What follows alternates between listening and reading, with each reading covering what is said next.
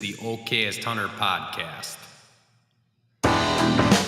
Never pass on shooter bucks, because that's just meat in the freezer. It's your tag, you hunt how you want. This is Okayest Hunter.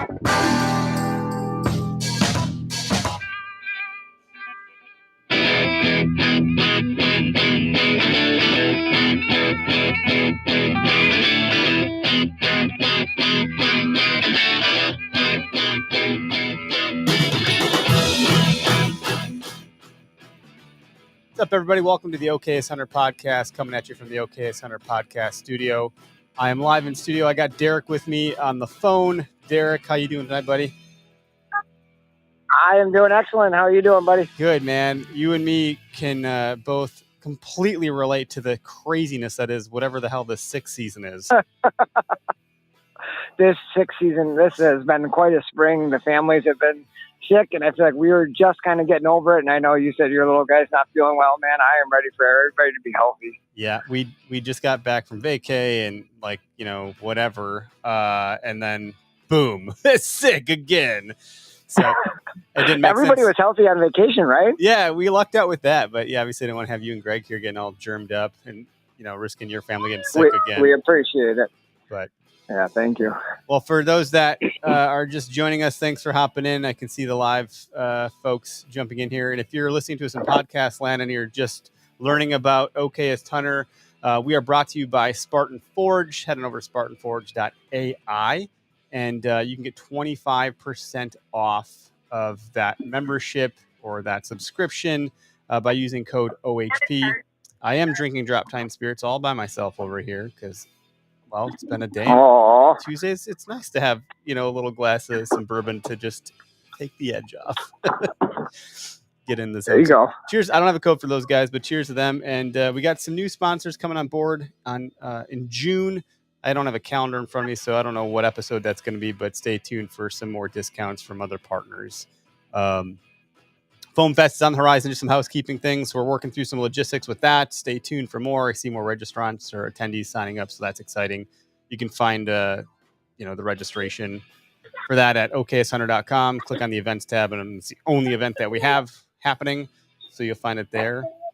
And I don't know. I always feel like there should be more that I'm announcing, but that's all I can think of for now. And I thought it sounded great. Yeah. Okay.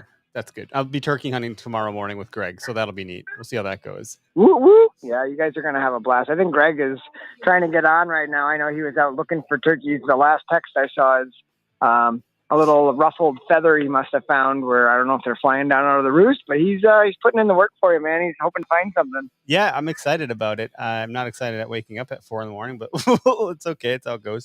I'll be up late tonight doing this stuff, but it looks like some folks are joining us. Oak Tree Dreams, howdy.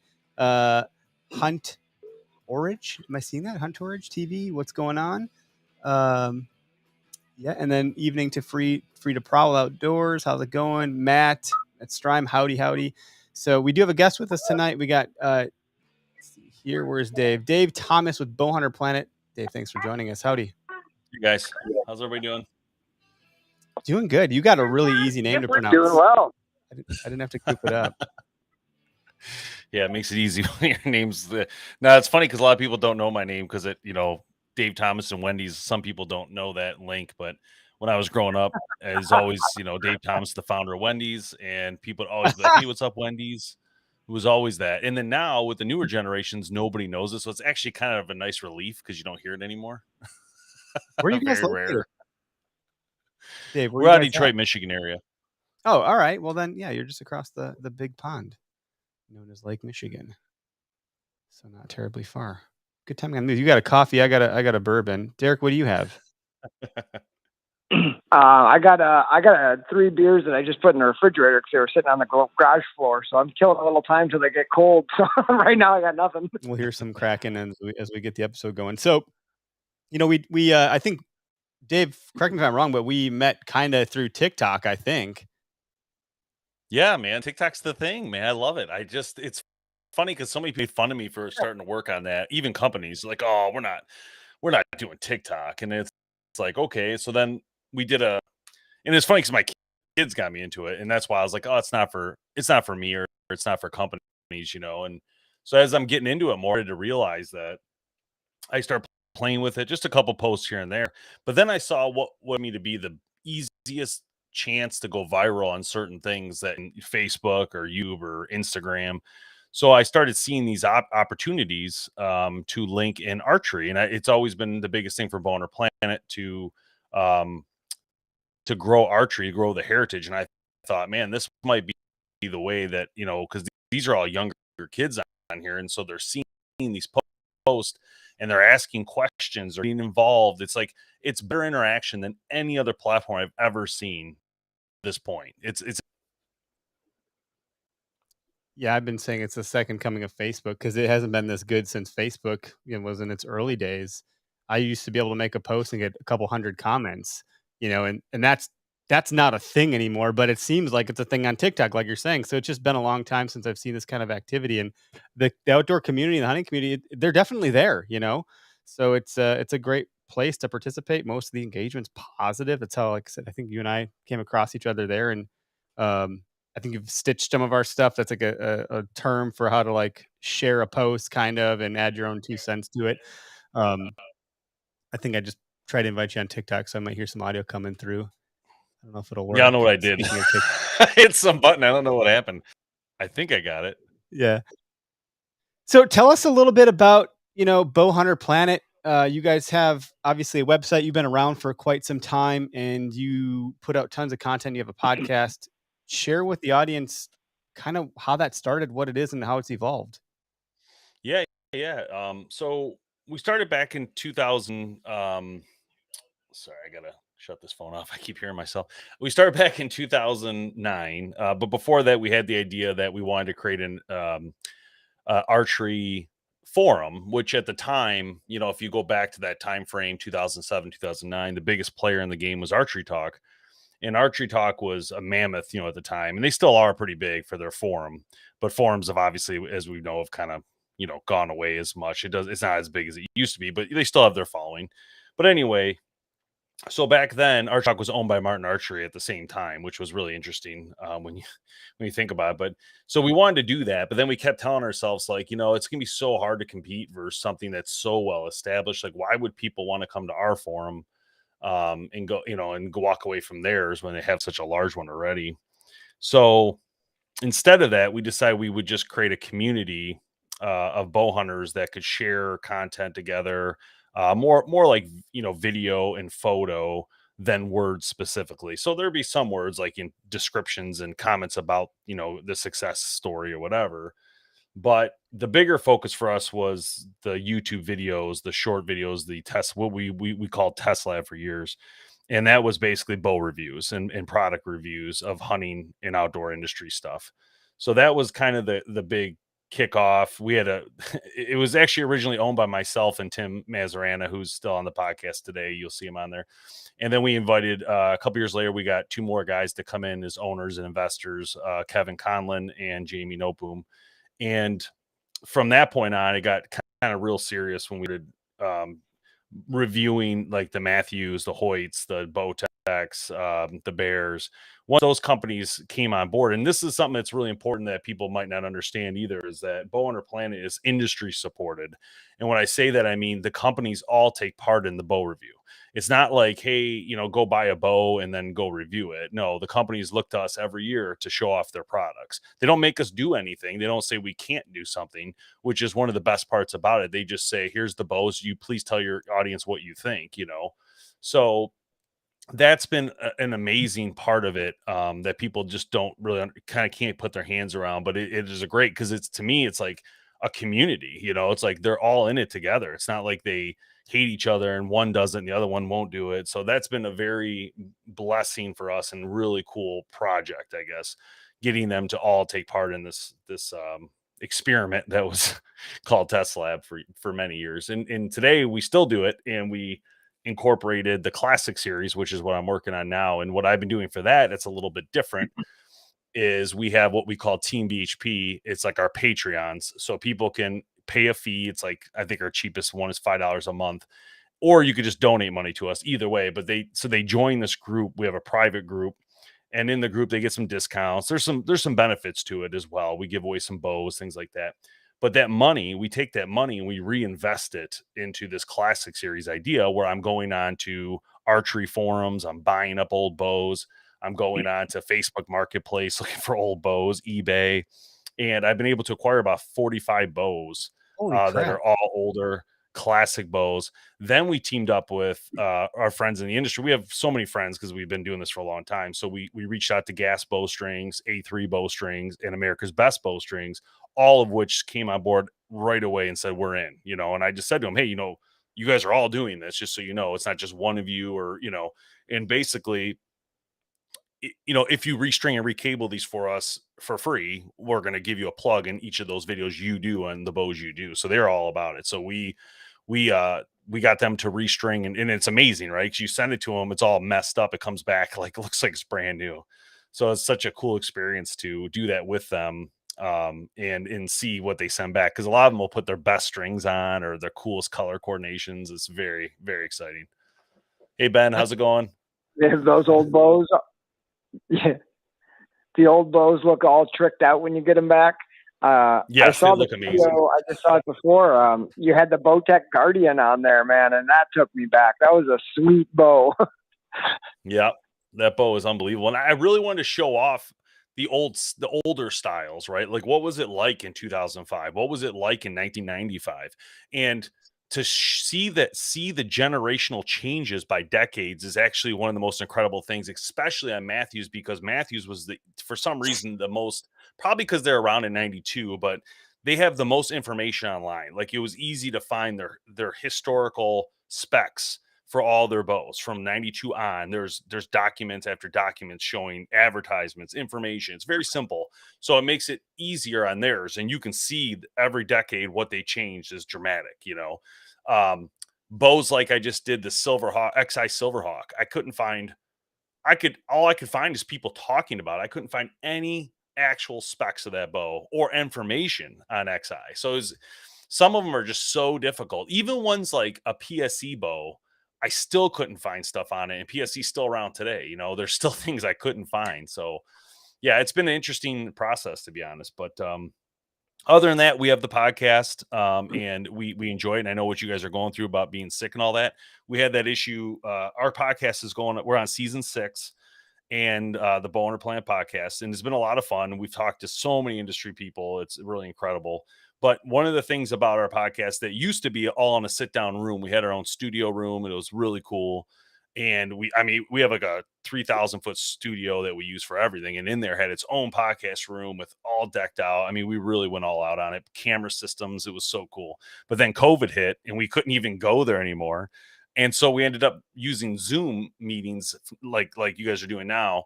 And it's awesome. We actually enjoy it more. And we ended up just sticking to it because it's so easy for everybody to do it from their house. I just bought everybody the better microphones and stuff to be able to do it, So that's been a good experience, but definitely a lot of work. That's probably the most work is the podcast because there's just constant, you guys know how it is. Being in a podcast, you're always working on something.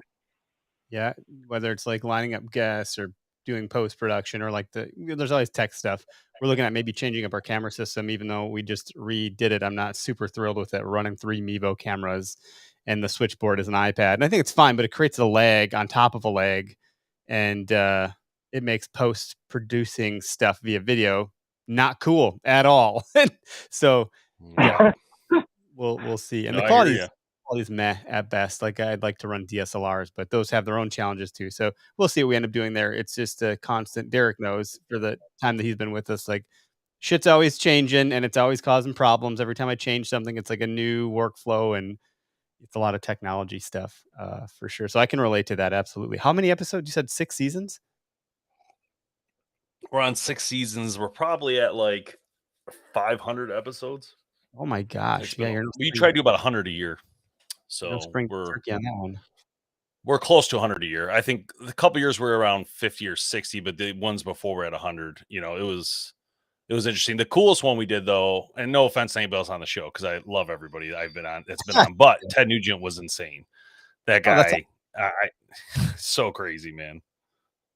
Did he come in studio back when you're doing it that way, or was he a Zoom guest? No, No. So his wife was the guest. This is the funny part. His wife was the actual guest on the show.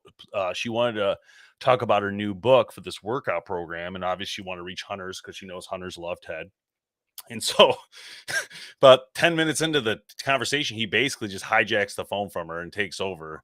And it's literally the funniest, unbelievable, like, and so that was crazy. And we use that. So we do a live podcast every year at the Woods and Water Show in Michigan. It's a wonderful outdoor show. It's a consumer show. We do it right outside. They give us a booth that's like backed up to a beer thing or something, but it's really cool. So we have big speakers and we sit there and we just podcast live, and people are walking in the events. About 25,000 people come through it, so it's really exciting. And anyway, we take breaks. When we take a break, we have pre done on a USB stick, like maybe 10 episodes of past episodes, and we just play them. So we obviously think Ted Nugent's perfect. He's a Michigander. We'll put it on, right? And I'm not exaggerating, guys. Like, I'm not exaggerating. There might have been like 2 or 3 people hanging out in front of us. We put that on and we're doing other stuff. And I look back, there's like 50, 60 people out in front of our area, like just looking for Ted Nugent. Yeah. They're thinking he's on right then. And people, one lady came up to me. Local boy there, and yeah, I see the draw for sure. That's wild. Oh man, if you had him, they were coming from everywhere. It was unbelievable. So then we started doing giveaways because we were people that were throwing shirts in the crowd. It was awesome. It was such a great experience. I felt like I was a rock star for a split second. Kind of were talking to one. It was cool. Huntworks had a question. We'll ask questions kind of as we go here. Why not? He said, question for you: if you could choose one thing you'd want to see in a future bow, what would it be? Oh man, wow, that's a great question. So shoot, what one thing I'd like to see more of in the compound side is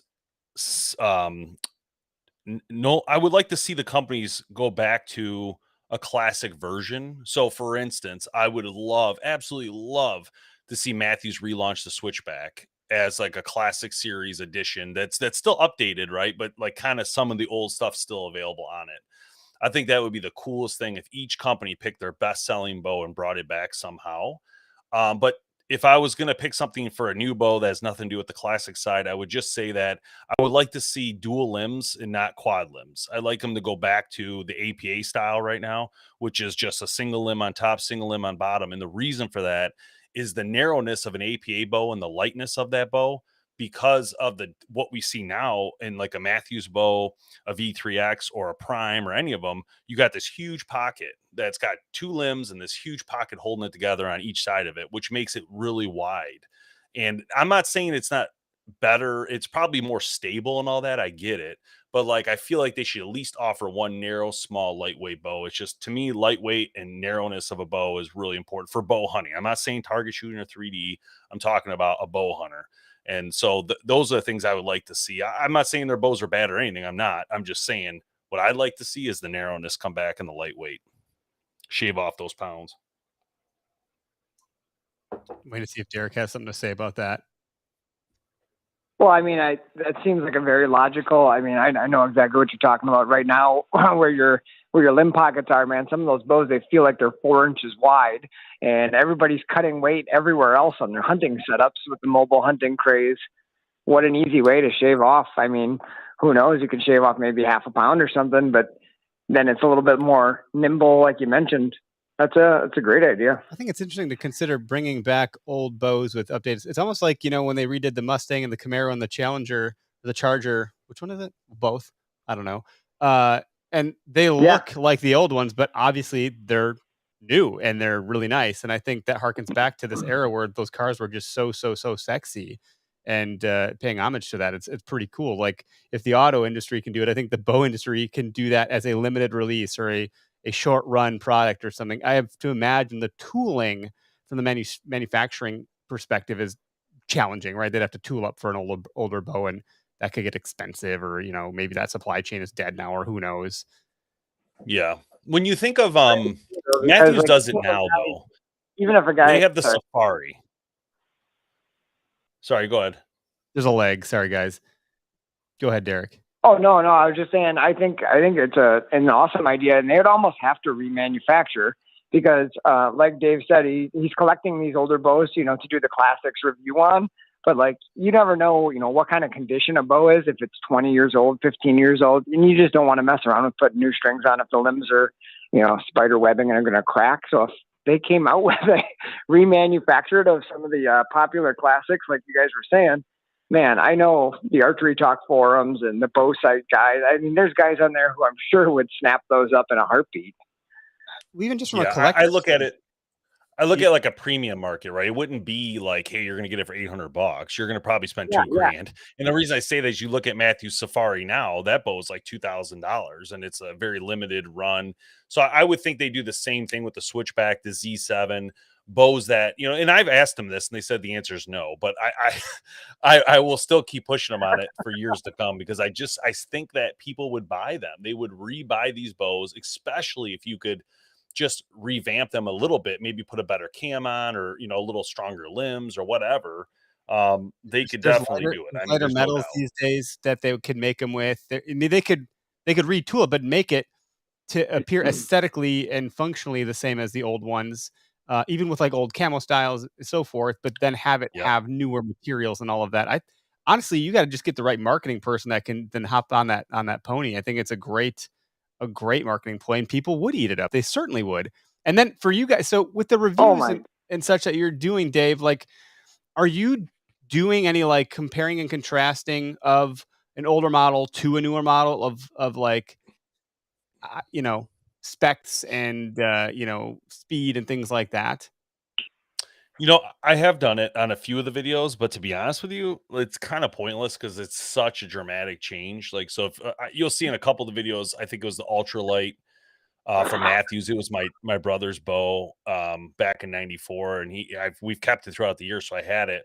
So I was able to do a video on that one against the V3X, and it's really a pointless portion to show, just because it's so dramatic. There's really not even a single thing that would be close to the same. Matthews was known for large brace heights, solo cam, they called it, which was just a single cam system. In that time frame, it's what made them. It's what created them in that time frame, became so popular.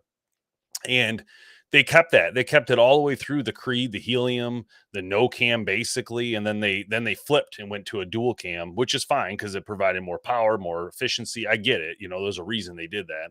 But if they brought back a solo cam, people would buy it. There's no doubt about it. That's what they remember most about them, is that solo cam. But yeah, bring back the lost camo on there. I mean, you could do some cool stuff, and that's just Matthews. Bear's got a ton of bows that could be perfect for that. The Dart and Viper, like we talked about earlier, would be an amazing bow to bring back. I'm sure there's a ton of them people are thinking in their heads right now. The 82nd Airborne from Bowtech. I mean, these are bows that were legendary in their time, and again, and I know Bowtech very well. It's one I haven't talked to them about it yet. I was thinking about doing it at our Total Archery Challenge. Started to go over there and start telling them like, bring back this classic. And that's actually something that I'll throw this out there real quick. And I'll let you. What was that? No, you're good. Continue. Go ahead, Dave. Oh, I was going to say that's one thing I have to figure out with these bows when I'm done. Is I actually am considering just sending them back to the manufacturers to keep, for their historical records. I don't think Matthews needs them because I feel like they already have it. They showed that wall off this year in their marketing campaign that has all the old bows. But like, I know for a fact Bowtech doesn't have some of these bows. I know for a fact, PSE didn't have one of the ones I called and asked them about. So I think that'd be pretty cool for them to have it back. And so just, you may have said already, and I apologize if it like went over my head, but are the bows that you are buying up, these older ones and retooling with strings and such, those are giveaways for people like that follow you guys and that are part of your community? Like, how could I get my hands on one of those if I'm like, a fan of Bowhunter Planet? So the classic bows, we're not sure what we're doing with them yet. Every year for the Team BHP, we do a bow giveaway at the end of the year, and we do bow giveaways throughout the year for different things. So for instance, on our YouTube page right now, once we hit 50,000 subs, we're giving away a bow. We have an APA bow lined up for that. On TikTok, we're giving away a bow right now. It's a Elite Basin ready to shoot package at 150,000 subscribers. So there's these things where we're trying to do this like, hey, you know what? If you guys help us get to a number, we're going to help you by giving a bow away, right? Something that's kind of expensive and people don't want to pay for. Same thing with YouTube is I think when we hit 100,000, it's a Bowtech SR 350. I mean, it's an awesome bow, but will we hit 100 this year? Probably not. I don't know. I mean, that one's so slow compared to TikTok. It's like, it's like, wow, this is really going slow. But the classics, I don't have a plan to give those to consumers. My plan is more like either we keep them and put some sort of Hall of Fame display together in a trailer that we can show off at places. Yeah, I was thinking. Or So let's take a second right there, because my brain was going to like a shed or a museum, but then you consider a trailer, and maybe now you have this traveling component, like the traveling museum or the traveling Hall of Fame or whatever you want. Hall of Fame is probably better than museum, of these best in class bows from their time or their era. And if you traveled with that with the podcast, and if, obviously PTO's got to work out here, but that would be awesome. There's got to be some brand that would jump on, like wrapping it or what have you. I don't know what overarches bows. Like, what is a brand that could sit on top of that, so you're not like having one bow manufacturer as the one that wraps like a trailer or something. But that could be a ton of fun for just the community, doing like a small trade show circuit. Get on with the Bonnier events Mhm. guys, where they're doing this trade show around the country. There's something there, man. It's work for you for Yeah, sure. the It's trade the Go the ahead, trade Derek. show the trade show idea with the trailer. I mean, just like you said before, with people stopping to hear the Fred Bear podcast. Man, if there was a wall of bows like the classic favorites, the Switchback, the Fred Bear Epic Extreme, all these, like everybody's going to stop and reminisce. Oh, I used to have this one. I think you can create an incredible draw at a trade show with people walking dollar through to with enter. a wall of those awesome classic bows. Yeah. So this is funny you guys brought this up because you're right. This is actually this idea you're talking about. I already had this idea. And I thought, what if we travel with the Total Archery Challenge and we just set up our podcast outside and we had the trailer behind us with the logo and the Hall of Fame or whatever, and people could go through it, right? They would walk through one end and out the other. And the bows be on the walls with zip ties, kind of mounted to the walls with some sort of locking system that they could pick it up. They just can't walk out with it. Yeah, like cell phones. Love the idea. Exactly. And the thing is, though, the problem is, and we talked about it already. So the first investment is the trailer, right? We would have to get a trailer big enough that, people, it wouldn't be like, because we have a trailer now, but it's like a 12-footer, right? It's enclosed, it's nice, it's wrapped, it looks sweet. But the problem is, it's just not that big. And so it would be a very fast walk, if you went through it. So we would need more like something like close to a 20-footer to do it. And it has to be outfitted to look awesome. It would have to be like, archery history in there and TV's playing Dude, with Fred Bear videos. someone can do this. Like there's like the trade shows where you go to and there's a trailer and you walk, there's a fucking bear in the thing and a wolf and like an anaconda. Like it's Correct. totally doable. And that's what I mean. Like, just figure out, is it Onyx? Is it who is agnostic to this, that wants the exposure, that has the backing financially, to the capital to just give you the money to do it, because they'll get their return on it. It's a showpiece. Oh, for sure. Yeah, no, that's a great point. Great.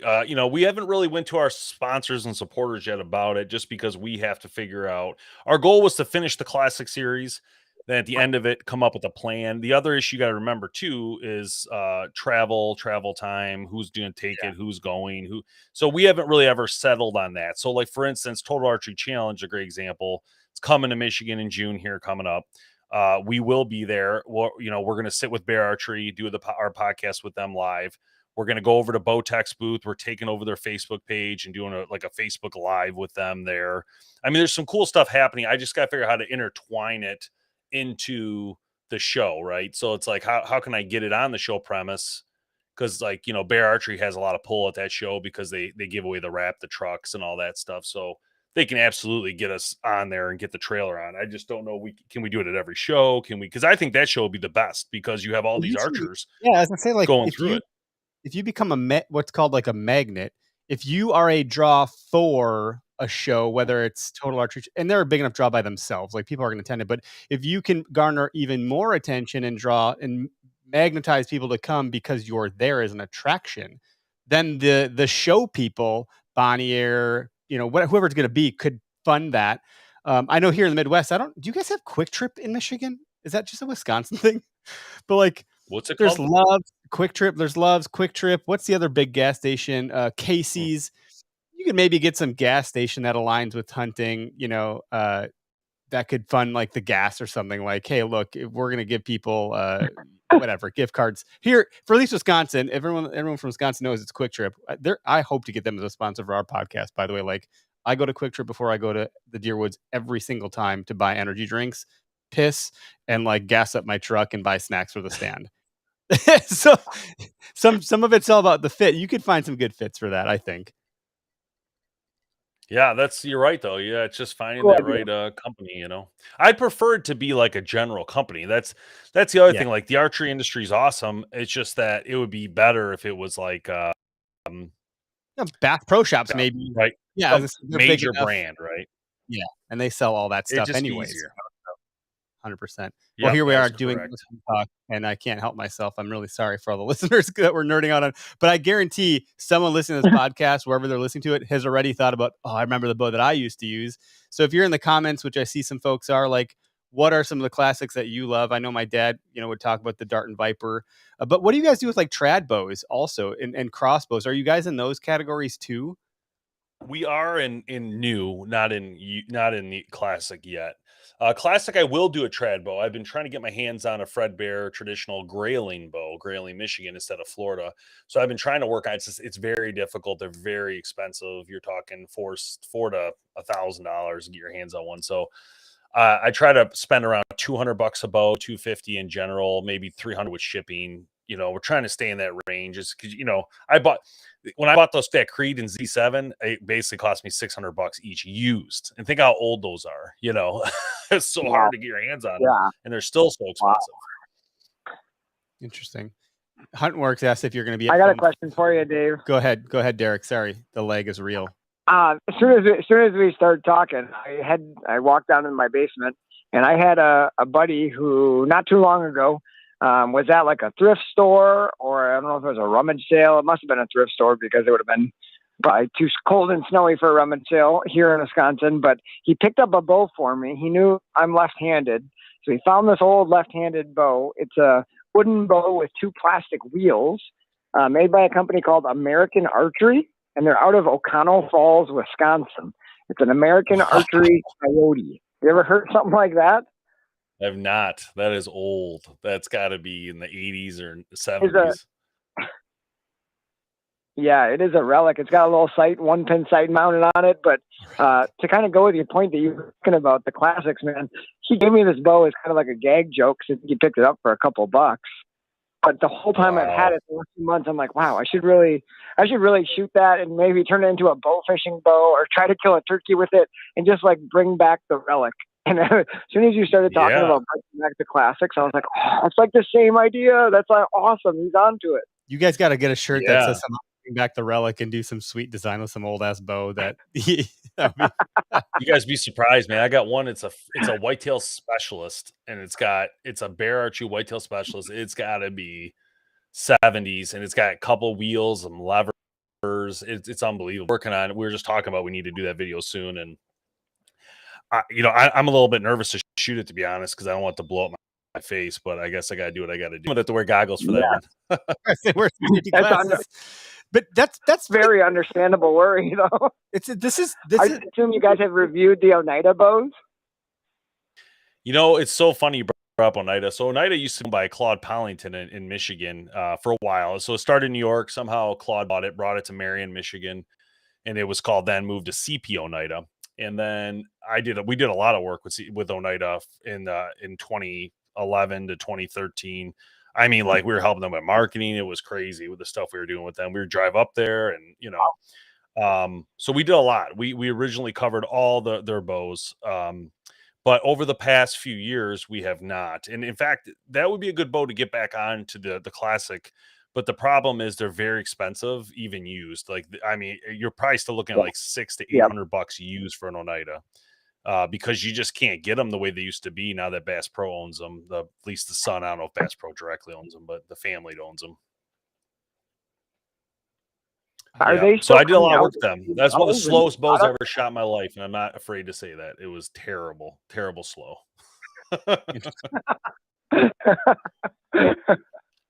I'll tell you guys a funny story. Oneida owns their own ranch. Okay, they own a buck ranch in Michigan. It's very big, high fence ranch. So I was there working with them one day, and they said, "Hey, you want to go out and shoot a buck?" I'm like, "Yeah, why not? I don't care. I'll go out there and shoot a buck. I'll have meat, whatever." So I go out there, and at 20 yards, there's like a 12-point buck. And it wasn't like hard hunting or anything. I mean, literally, a buck came into this food, and I was like, "Oh well, I mean, whatever. I'll shoot this buck. It's free. I don't have to pay for it." So I pull back their Oneida bow, and I fired, and I'm not exaggerating, 1 second here. And you can ask the guy that was with me because I was the funniest thing I ever seen in my life. That deer ducked that arrow like so easy that I've never seen anything like that. It literally just went down and came back up and started eating again. It's like the Not Matrix. joking. It's like, Never got a deer. The guide's like, man, if you couldn't hit a hippopotamus, I put it out there. I'm thinking, dude, are you serious right now? This bow is so like, how's that possible? How can a deer duck this bow at 18 yards? It's just so bad. so that's not like the saying, This slow deer's is gonna smooth. duck. He's gonna duck and pop back up into the arrow. It's so slow. Unbelievable. I never seen anything like that. I never had that happen since or with any other bow. Like it was the weirdest. Out here, I'm thinking like, wow, this is great. I get a free buck out of this. This is awesome. Let's go have some fun, Shoot, So- little did I know. I didn't have a chance. Dave, question for you. We talked a little bit about like what would you like to see in a future bow. One of the questions I kind of have, and I'll try to formulate here. We'll see how it goes because I'm kind of just thinking on the fly. But at what point is a bow, in your opinion, too old? I think maybe the one you just described is probably the best example of that. But at what point is it also on the opposite end of the spectrum? Like, do you really need to buy a new bow every year or whatever? You're like the latest models, are they really that much better than a model from 5 years ago or what have you? Yeah, that's a great question. I think that what happens is, first off, when we think of any sport, it doesn't matter what sport we're talking about. So it could be golf, could be tennis, could be anything. In all those sports, everybody wants the best of the best all the time. So if I'm a golfer, I want the newest, best club from Callaway every year. If I'm a basketball player, man, I want the best shoes I can get, right? Every year, they're always redoing this. So this marketing concept is nothing new. It's used in every industry. So you're always going to have fans who want the best of the best. There's no doubt about it. Matthews fans are very well known for buying the newest bow every year. Now, I will say this: do they need to do that? Absolutely not. But the thing is that they'll sell their old bow for pretty much 80 to 90% of what they paid of it.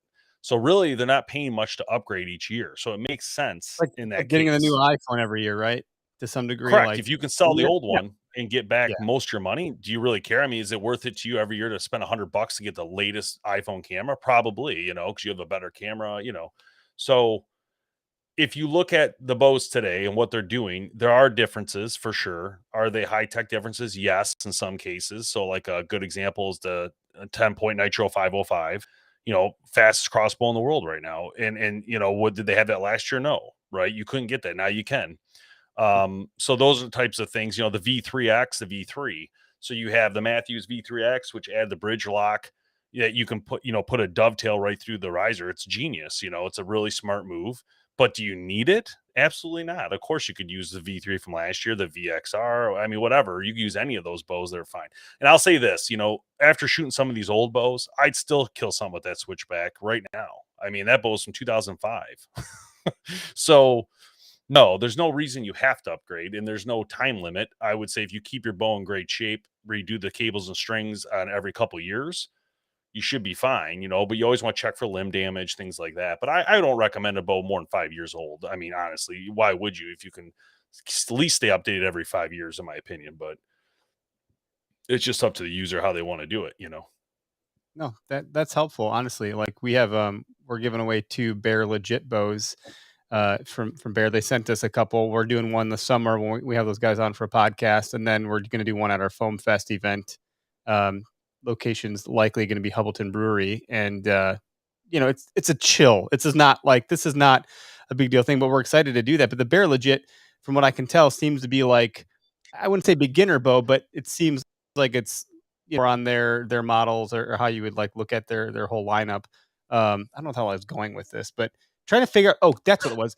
Comfortability. At some point, comfortability factors into this. Like maybe one bow is better on paper, but if you're not comfortable with it, that's probably still bad. Like, I really enjoy my Bear Empire. It's older, it's a single cam, and it's not as slow as the one you were talking about, but it's so freaking quiet that I think I still enjoy it. It's a very smooth bow. It's very comfortable when I shoot it. It's not intimidating. I've shot bows where I'm like, oh Jesus Christ, this thing's like a semi-automatic bow. It felt like too many bells and whistles. Like, it wasn't comfortable for me. So what are your thoughts on like comfortability versus specs or whatever you want to call it? Yeah, so every person's going to be a little different when it comes to comfort. So, like, a good example for me is I like a bow that is smooth. So, for instance, I like to shoot the Bowtech. It's the Solution SS and the comfort mode. I'm a very big believer in smooth draw cycles, slower speeds, because that's just what's going to happen from it. So, to me, it's always been like that's what I'm looking for. I'm never looking for the most flashy bow. I'm never looking for those aren't the things I care about. In fact, I mean, if someone could see my actual rig, you would laugh because I use the cheapest of everything. We'll use a whisker biscuit. I'll use a plastic sight sometimes. I mean, you have to look at what you're doing as a hunter. So the first thing I tell people is you got to start with cost, right? Can only afford what you can afford. So you start with money. And then from there, you look at what am I doing with the bow? Where do I live? What's my, what am I hunting with it? Right. Because the reason I say that is in Michigan, we sit in tree stands, 20-yard pop shots all day. Speed doesn't matter to me. I mean, don't get me wrong. The Oneida thing was different. That was like 150 feet per second. Anything you're talking about right now is like 230 to 260 to 300. That was a whole different level because it's a lever cam system and it's really slow. It just always has been. Our friend Isaac with Vector Custom Shop says I think he was quoted on our podcast saying like, you're never going to shoot faster than the speed of sound, right? So at some point, No. right? So, I would tell people with a hunting rig, if you get 300 feet per second with a hunting rig, you're doing very well. And I mean a hunting weight arrow, with the way you want to hunt with it. If you can get close to 300, you're doing very, very well. So I think people, don't worry about what speeds you see in the marketing because those speeds are used on lightest arrow you can imagine. You're not going to shoot that arrow in a hunting scene. 350 grains, you're not going to shoot in a hunting. It's just not what you're going to do. Most people are around 400 to 450. So I would recommend if you really care about speed, you definitely want to shoot your hunting rig through. Always remember that general rule of thumb is a dual cam bow will be faster than a solo cam bow. Okay. And if you're shooting, so back, that same topic, if your FOC is heavier, or if you're like shooting, 500, 600, 700 grain, setup, do you probably do want something a little bit more powerful to push that arrow, like at a you're going to want 70, 80 pound bow to push that heavy of a weight for sure. Yeah. And you're going to want the most efficient bow you can get. That means you're going to shoot a bow with a very small brace height, just so it's a warning now to you, which is like 5.5, 5 3/4. Which are very uncomfortable to shoot, very powerful bows. Not my cup of tea, but it can be done. When you look at things like the legit, you're speaking of the legit, it's around $450 bow. One of the most interchangeable bows ever made, meaning like my son can shoot that bow and I can shoot it. So Bear did an amazing job of the legit, but you have to remember too with Bear, they have a lot of options in that range. So the legit is at 450, and then you can get a resurgence for 430. You can get the Species EV for 450 as well, and these are all ready to hunt packages too. So yeah, that's important to note. Their mission aligns with Fred Bear is to get a bow in every hunter's hand. I think it aligns with our ethos. So I'm a big fan of them for that reason. But that's not to say I'm not. I just think that makes sense to me. Correct. Anyway, yeah, and Bear is getting it done. That's one of my things I love about Bear, and I talk about it in our video called it's called what is it called? It's the buyer's guide 2022 bows, and I talk about that in the video because you'll see Bears has all these price points. It gives everybody the option to get a bow, and I love that about Bear and Fred. And what I love about it is Fred Bear started that idea, but the new Bear company owned by Escalade Sports continues to do it, which they don't have to. It's their company, but they continue to do that, and I'm very proud of them for doing that and keeping to that heritage and giving people that option. I mean, these bows priced perfectly. I mean, literally hundreds apart, and there's so many options for the end user. I love it. I love Bear for those reasons. No, thanks for kind of talking through that. I'm a comfort guy, and I'll talk about comfort in the stand, comfort with my bow. Like everything's got to be comfortable. If I'm uncomfortable, there's going to be bigger problems for me to worry about that are going to outweigh the stuff on paper, so to speak. Derek, what are you shooting, by the way? That's where I struggle a little bit because, man, I love the idea of comfort and really smooth drawing. Like, I love that. But I have T-Rex arms. Like, I have the shortest, stubbiest arms. I'm not a huge guy by any means.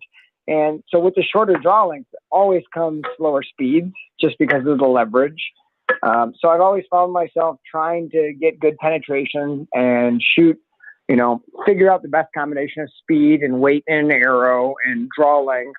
And that's what's kind of led me the last, 7 or 8 years. I've kind of just been trying to find the right combination for me of bow, arrow, broadhead to try to get good penetration. I had some bad luck hitting shoulder blades, my fault. Should have aimed back a little bit. But I've just gotten really, really bad penetration. So finding a bow that's got that speed while still trying to be as comfortable as possible is something that I've been trying to do. So I've got the V3X on order. I'm hoping I shot that one. It was incredibly smooth. But I'm hoping that, and I'm shooting the Vector Custom Shop arrows from Isaac, and hoping that's going to be the winning ticket for the next few years. What do you? But we'll know when I get it, I guess. What's the incumbent bow? What do you mean? What you said that one's on order. What are you shooting right now, or what have you been shooting? Oh, right now, sorry, I shot a Bowtech BTX 28 this last year. Worked for me. I got my Illinois buck with it. Shot well. I just really don't like the back wall on it. That back wall, when I draw back, it's still got a lot of squish behind my anchor point. It just is a very soft back wall. The bow itself is pretty aggressive. It's a speed bow. Like Dave was saying, short brace height, known for speed. So it's not that comfortable, which usually isn't a problem. I just deal with it, but I really just don't like the back wall. So that kind of led me to look. I knew I was going to get a new one this season, and then an opportunity came along to get that V3X. So I'm going to try it out and see how it works. It's awesome. That's a great bow. Yeah, the BTX is a great bow too. So they both did a great job. So with that being said, I'm the opposite of Derek. I have Sasquatch arms, not as exaggerated as my dad's, but not far off either. Do you have are there like rules of thumbs or best practice or things to consider if you're short versus tall, or like short draw versus long draw? Yeah, most bows, more axle is what you need for long draw. So generally, if you're 31-inch draw, you're looking for a bow. It's around 30, sometimes 31, but generally 33 to 36-inch axle. But we talk about efficiency. You talk about you talk about shorter draw. Of the speed. But the thing is that I think most bow techs will tell you if you tune your bow correctly, if you really spend time tuning the bow, getting help tuning your bow, that will make up for a lot of speed you would lose, because if your arrow's flying true, I mean it's like a dart, just straight, are going to be good to go. Good to go. I don't know my video. More efficient. Yep. Hopefully you guys can still hear me, correct? Yeah, I hear you. Yeah. My video. I hear you. Yeah, I don't know why that's never happened. It says my connection's low, but I still see everything else the way it should be, so that's kind of weird. But so for the moment, Dave, you're going to be the star of this thing on camera. All right, I got this. Wouldn't be the first time. Dave and anyone else who sets up bows can get a good laugh from this. I went to an archery shop with a buddy. This is a long time ago. A buddy of mine from high school who's a gargantuan of a guy, 6'7", and he's got monkey arms to go with it. So he's got like a 31 and change draw length.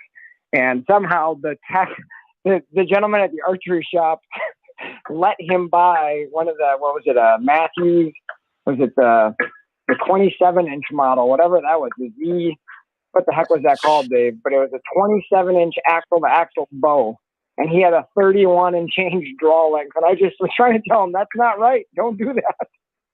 Yeah, that could have been the VXR. It could have been. There's a few in there. That's crazy. Yeah, that was an interesting story.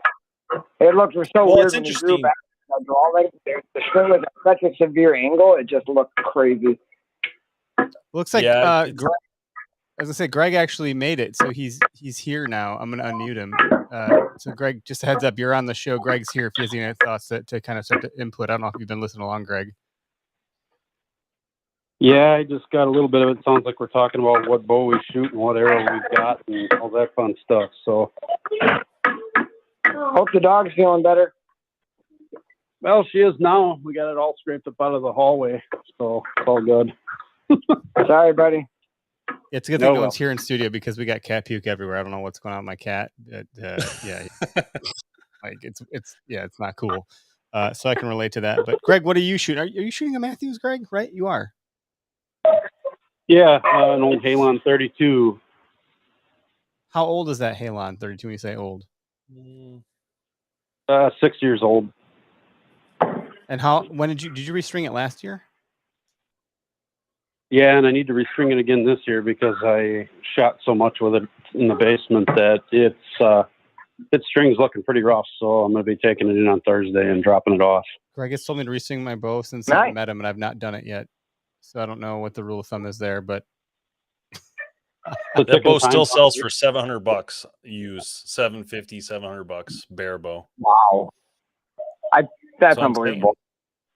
Yeah, that's crazy. Man. That's what I said. Most people, you get $700 for that bow and you put it towards a new one. That's not so bad. No, not at all. Another $500 to $600 out of pocket. Yeah, I don't know where my do you plan to replace your accessories or no? No, I've got a pretty solid HHA extra sight on there and an HHA Virtus rest. It all works. That's a nice rest. Replace it unless someone's given me something really nice to try out. It works. Why spend the money? I'll take that money and save it for an out-of-state tag instead. Yeah, for sure. Shooting the vector arrows. Shooting the vector arrows again. They've been solid. No complaints with them. They go right through.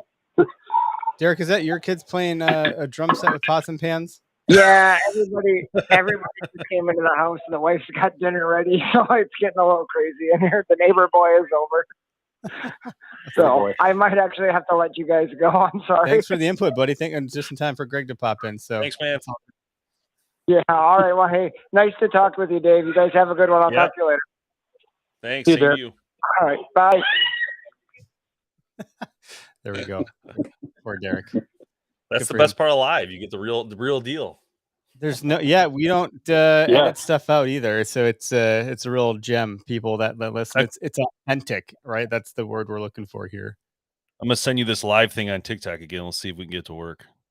Cool. Yeah. Now that my video is not working, I don't know. I think here you are. I just have to go to manage and then accept, and I think you'll be in. You just have to make sure your volume's down, or that's what I'm trying to figure out. To shut this thing up. Otherwise, we'll get feedback. But no, man, this is pretty exciting. Like the conversation about the retro bows and like, selection of bows and new bows versus old bows, even just the maintenance stuff. I like the.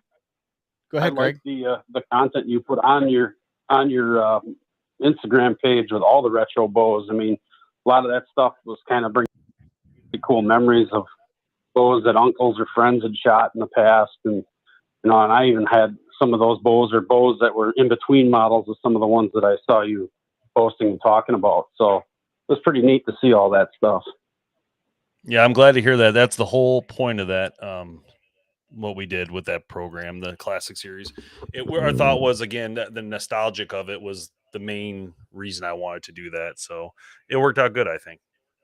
Are you guys? So are you hunting public land or private land in Michigan? Like, what does your hunting season look like over there in Michigan? We usually hunt private, and this year not 100% sure because we might lose our lease, so we're trying to figure that out. If we hunt the public now, it's really hard because there's no baiting, which is really difficult here on the public lands. But for private, you still can't bait, but it's easier because then obviously you can do what you want, get where you need to be, and hunt over crops. So good to go. Someone's telling me the echo is bad that we're hearing. I don't know who's telling me that. Yeah, I'm trying to give me 1 second. I'm just trying to find a way to cut this. Do you got a headset? There you go. Yeah, that'll work. If I can find those, we'll be good.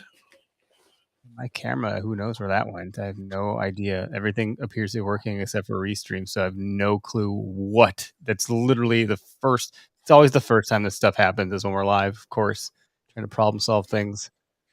Awkward. I'll just drink more bourbon. I'll make my problems go away.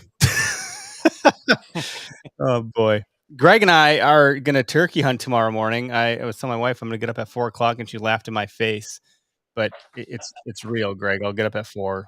I might need a wake up call. Good. Well, you're going to get one. I got it all set up. I even shot a little video of what our setup looks like. And when I drove out of there and drove around the block, there were 3 toms strutting in a field. So not too far away. There's a chance. So you're saying We'll I see how got a it goes. chance. Yeah, and if I don't, I'll regroup on Friday if I can. I know I typically try to meet. Let us know if that fixed it. I think I got it. Well, that's funny. Reinhardt just said I have Eric on TikTok and Bowhunter on Insta. That's great. I think the echo's gone, so that's good. On the maintenance side, though, I'm interested about that a little bit. Like Greg said, he's going to replace the string, this year after having done it last year. What's the threshold there for like how often you're shooting your bow that you need to? So it shouldn't be. It's like when I think of oil changes on a car, it's either mileage or time frame. And Yeah, I think it's time frames. 2 years, 2 to 3 years. But if you're shooting like an F ton, at some point you accelerate 2 years, right? Yeah, I would agree, but I'd probably do it once a year then. But I think like target shooters, I mean, you got to be shooting a lot. Target shooters shoot a lot, so those guys, I don't know what they do, but I would bet they do it once a year, or maybe even more than that, based on how many times, because they're shooting like hundreds a day. So average people don't do that. So I mean, most people are shooting 50 a week, maybe. So I think that's somewhere in And what there. happens to those strings if you're not replacing them? Like what? My fear is dry rot. Go up in my face, right? But like, is that what's really going to happen here? You could, yeah. There's a lot of power on these bows nowadays, so you don't want to get any dry rot. You want to keep them waxed and lubed, and just got to make sure you're always keeping the fray. Make sure it's not fraying. You should check for any parts that maybe you hit with a broadhead at all times. And the other thing is, if you're shooting a crossbow, there's a lot of pressure on crossbows, so just make sure those you probably need to change it at least once every year, maybe 2. You want to look at your manual for whoever you bought it from to ask them how long. But so a good example, you got to be careful too that your arrow seated correctly. So a couple years ago, we had one where Tim was discharging a Dart and Viper crossbow, and the arrow wasn't seated all the way, and he fired it, and it went under the arrow, blew up, shot the arrow out, but didn't go far, but it just blew up the whole crossbow. So just make sure your arrow is completely seated in your crossbow, or else you're going to have an expensive problem. Can you explain that to me when you say make sure your arrow is completely seated? Just make sure that's in the rest or what have you. Correct. So like for a Raven crossbow, it sits it rides above. It's like an arrow. There's nothing under it, but you got to snap in the knock perfectly inside their system, which actually with theirs, I don't think you can mess it up because I don't think it'll fire if you don't snap it in. But the Darton one we had, you had to slide it under the tongue and then push it back and just make sure your knock is touching that string. You can look in from the side and see it. But what happened to him is he leaned over and he actually slid forward because the tongue maybe wasn't tight enough or whatever. And when he went to fire it in the ground at the end of the night to discharge it, it blew up. That's terrifying. That kind of shit freaks me out, man. That's when I talk about being intimidated by something. That's what I mean usually. Like I don't mean like, oh, I'm scared of it, but it can feel, and especially for people new to hunting. Like if you've never hunted before and you get one of these really nice crossbows or compounds in your hand and it's got all of these bells and whistles, someone that's never done this stuff before, they're like, holy crap, it's a little freaky. I've witnessed new hunters like they're sketched out, and if they don't know to like spin their forearm a little bit and change their grip, that's if that string is gonna slap their forearm. There's a lot of things like that for newcomers that just have no idea. So the maintenance part is interesting too. Like it's not a set and forget. You need to deal with this stuff. I'm talking to myself, by the way. I need to do that, but yeah, no, you should know the basics of archery. Yeah, I know mine's overdue. I got to get into the shop. I'll just get it done. Were you there tonight, Greg? Did you go to Whale Tails tonight in Dousman? Did you say you were stopping by No, there? I literally decided that I was going to go and scout and get something nailed down for you for tomorrow morning, rather than fiddle dick around with that. And then the whole dog shit incident blew up at home. So that was literally blew up. yeah, one of those deals. Aye. So no, I did not stop there. I'll be stopping there Thursday. Do you work with any local archery shops too, or like you're not local archery shops with all that you guys do? Do you have some tight ties with local shops or shops? Dave? Sorry, hopefully you can hear me. Sorry, I was trying to figure out the camera on this TikTok, and I can't figure it out. Do you know how to do it? Oh like- yeah, if you don't do it right out of the gate when it asks you, it's a pain in the butt. So you're almost better off leaving and coming back and like clicking. Yeah, let me okay. try that real quick. It's Let's a just total try that real nightmare. quick, 'cause I don't know what the heck. Let me, you know what? I'm gonna X out of that real quick and get back in 1 second. I just want to see I don't understand this thing. It's killing me here. I've been sitting here trying to figure this out for like 5 minutes. I'm like, what is going on? Oh yeah, it asks you somewhere right along like when you get in there, it'll say like, "Do you want your All right, camera on?" so And okay, it says here, I'll invite you to go live, except, oh, wait a minute. Oh, I see it. Oh, you got it again. dude. It's like 2 seconds. Let me try it again. Sorry. It's hilarious. I can't believe that. It literally gives you a split second to choose it. It's crazy. It's crazy. And if once you are in there, I don't know that you have the. Apparently, you can, but I. I got it. Thank There it is. God. There we go. You see me now. That's awkward on that. So does this side mean of we're it. both live on TikTok? That's correct. Yep. Oh, cool. Okay, great. That's what I was hoping. And they'll hear your audio through my. No, I'm sorry. You said something about Pro Shop. Yeah, like with Bowhunter Planet, is there anything you Question guys are about doing Pro with shops? Just just yeah. given the nature of like all the content stuff. Yeah, so the question about, pro shops is that we originally started with pro shops. So one of the pro shops actually helped me get into this business was MJC Archery in Michigan.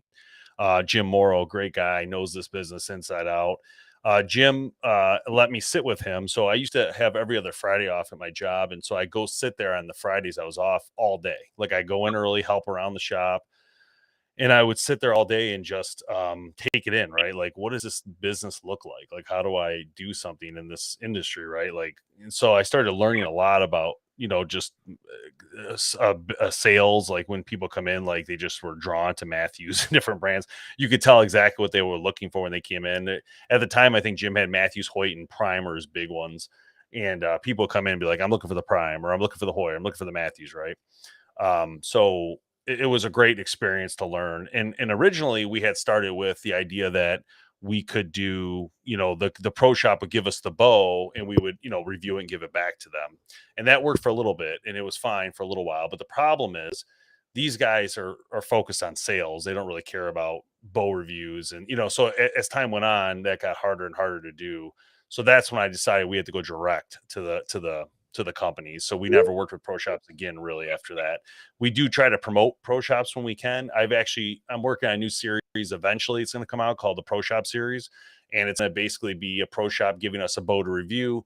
And in there, there'll be like a 1-minute segment about that pro shop, like its quick history, some of their fans, whatever, right? So just a way to help promote them if we can. So we're trying to find ways, because a lot of them aren't really into like social media and, you don't see a lot out of them. Now, the ones that are, Lancaster, which is obviously a giant store, but they do their own videos and that's great. PJ does a great job.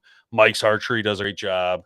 Podium Archer Josh, he kills it on YouTube videos for his, but that they do it because they sell bows. It makes sense, right? They do the video and they can actually sell you the bow. So it's genius, but most pro shops don't do that. And that's where I wanted to help out because the ones that don't are the ones who need more love and help, Yeah, when we had Isaac here from Vector Custom Shop, he talked a little. I think we talked about on the podcast. I'm certain we did. He was talking about how the pandemic really put a hurt on a lot of the bow shops because they're small, SMB, small medium sized businesses, and when people stopped coming in because they couldn't, their businesses suffered so much that a lot of them just died on the vine. They couldn't do it. And most of those people that are running a pro shop, they're not doing it to be rich. They're doing it because they're building the life that they want or a lifestyle. It's like they have enough to make ends meet because they built their life to handle that. And they do it because they love it. So if there's ways to Yep. promote those businesses, that's why I was curious, because it's like, we just mentioned Whale Tails, who's local to Greg and I here. We're in Southeast Wisconsin, and they're a good shop that's nearby here. I'm like maybe 10, 15 minutes from those guys, and they're great. You have such a good experience when you go in there. Yeah. But if you don't know that they're there, you're just missing out on a good experience. I'm assuming there's lots of archery shops like that, or pro shops, in various locations around the country. Tons of But them. it's frightening, Yeah, there's tons of pro shops, and they don't trust anybody. So yeah. good luck. I was at one the other day. It was very funny. I was at one in Michigan. They have so many bows, it's unbelievable. Well, I started talking to the bow rep. I introduced myself.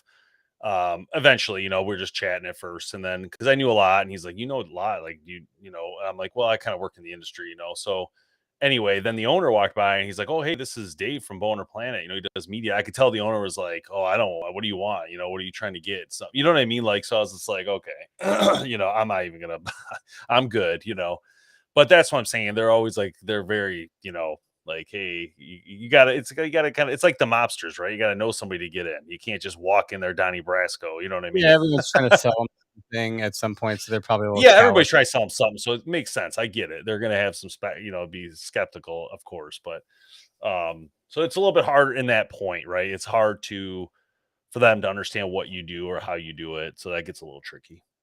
Yeah, that makes sense. Well, One of the reasons we don't do a lot with them, because it's like a lot of work, right? I don't need to do it, so it's like I don't really do a lot, but it's like I won't not help, but it'd be easier if they came to me. yeah, true. And some of them would be smart too in some capacity. Well, they would be. They just don't know it. That's part of the issue. It's like it's very difficult to. It's like it's very hard to sell it, right? You're like, hey, you want to do this? This is what we're doing. This is what you have to do. And it's like I probably need to do a video or something to send to those guys to do it, so they understand it better. But it's again, it's a little tricky. Yeah, that makes sense. Well, I think we can bring the plane in for a landing here.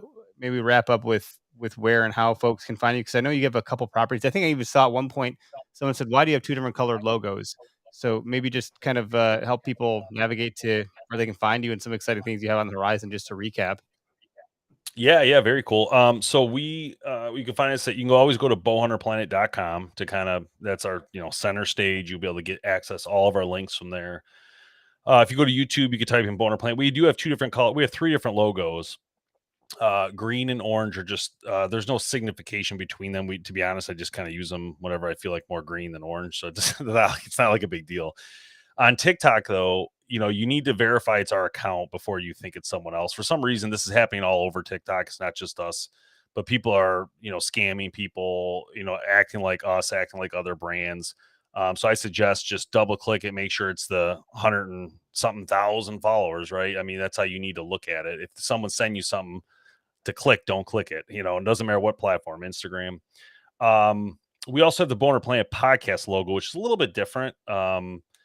So that one's, you're only going to really see that if you go to iTunes, you're listening on there, or, parts of YouTube, I guess, but generally won't see that one. But you can find our podcast on parts of it will be on YouTube. A lot of it's on Carbon TV, the full video episodes.